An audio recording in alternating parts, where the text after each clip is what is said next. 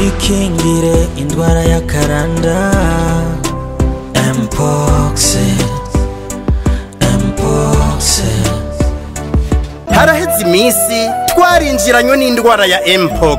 Iyo ndwara ikaba imaze kwibonekeza mu ntara zitandukanye. Uwufashwe n'iyo ndwara ya Mpox arashuha, akama uruherehere ku mubiri, akagira amasumbi, akameneka umutwe, agakorora, agacika intege, akababara mu mitsi no mu mugongo. Ugize kimwe muri ivyo bimenyetso, cunyarukira kw'ivuriro rikwegereye, kandi iyo ndwara ivugwa ku buntu. None iyo ndwara twoyirinda gute? Twokaraba neza kenshi gashoboka n'amazi meza n'isabuni, canke tugakoresha umuti wica imigera. Twokwirinda gushurashura. Ku mugabo yahora agwaye yo kwirinda gukora imibonano mpuzabitsina mu kiringo c'amezi 3 asohotse ibitaro, kuko imigera ibicibonekeza mu ntanga ziwe. Twokwirinda gukora ahantu canke ku bintu vyakozwako n'uwufise uwo mugera, tukirinda no kuramukanya dukora nako. Twokwirinda kubana n'ibitungwa mu nzu, gukora ku bikoko bigwaye vyipfishije canke kurya inyama zavyo. Twese hamwe dusabwa kwikingira no gukingira abandi indwara ya Mpox